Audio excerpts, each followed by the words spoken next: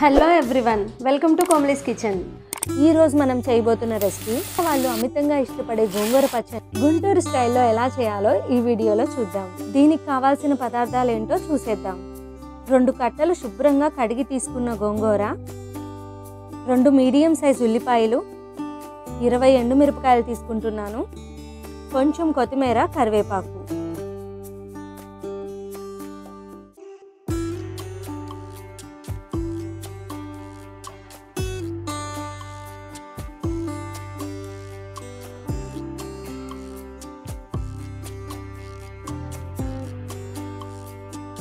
స్టవ్ని మీడియం ఫ్లేమ్లో పెట్టుకొని ప్యాన్లో 1 టేబుల్ స్పూన్ ఆయిల్ని తీసుకోవాలి.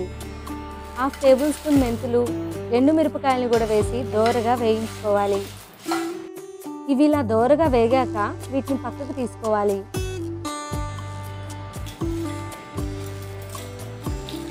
అదే ప్యాన్లో 1 టేబుల్ స్పూన్ ఆయిల్లో గోంగూరను వేసి మగ్గించుకోవాలి. మొత్తం ఒకేసారిగా వేస్తే పట్టదు కాబట్టి ఇలా కొంచెం కొంచెంగా వేస్తున్నాను.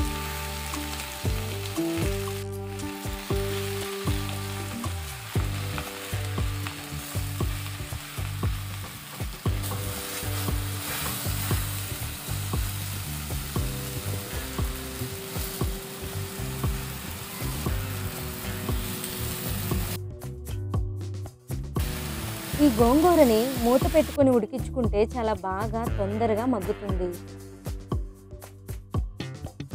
ఇందులో కొంచెం పసుపు, 1 టేబుల్ స్పూన్ సాల్ట్ని కూడా వేసి బాగా కలుపుకొని మగ్గించుకోవాలి.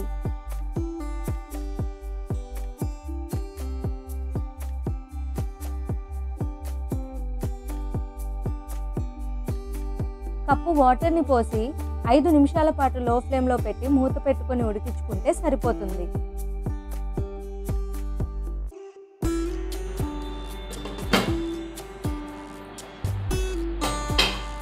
గోంగూర చక్కగా ఉడికిపోయింది. ఇప్పుడు మనం దీన్ని రోట్లో నూరుకుందాం. ముందుగా వేయించి పక్కన పెట్టుకున్న మెంతులు, ఎండుమిరపకాయలు వేసి బాగా నూరుకోవాలి. ఈ ఎండుమిరపకాయలు ఎక్కువ కారం లేవు కాబట్టి 20 వరకు తీసుకున్నాను. కారాన్ని బట్టి ఒక 4-5 అటు ఇటుగా తీసుకోవచ్చు. ఉల్లిపాయ ముక్కల్ని కూడా వేసి బాగా మెదిగే వరకు నూరుకోవాలి.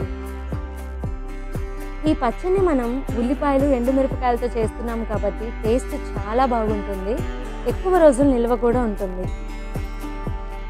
ముందుగానే ఉడికించి పక్కన పెట్టుకున్న గోంగూరను కూడా వేసి బాగా కలిసిపోయేలా నూరుకోవాలి.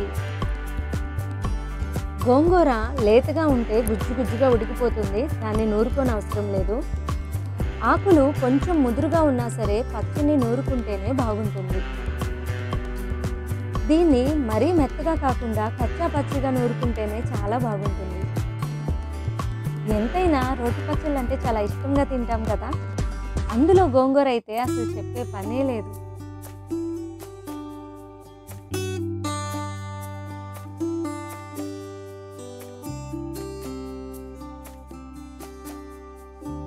అంతే, మన పచ్చడి రెడీ అయిపోయింది. దీనికి తాలింపును కూడా పెట్టుకుందాం. స్టవ్ని మీడియం ఫ్లేమ్లో పెట్టుకొని ప్యాన్లో 3 టేబుల్ స్పూన్ ఆయిల్ని తీసుకోవాలి. 1/2 టేబుల్ స్పూన్ ఆవాలు, జీలకర్ర, సాయి మినపప్పు, పచ్చిశనగపప్పును కూడా వేసి లైట్గా కలర్ చేంజ్ అయ్యే వరకు వేయించుకోవాలి.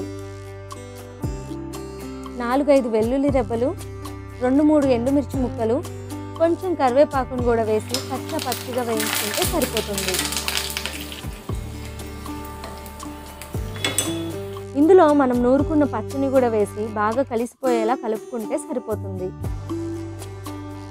అంతే, గుమగుమలాడే గోంగూర పచ్చడి రెడీ అయిపోయింది. దీన్ని వేడివేడి అన్నంలో కలుపుకొని తింటే ఎంత బాగుంటుందో కదా. ఈ వీడియో మీకు నచ్చితే లైక్ చేయండి, షేర్ చేయండి.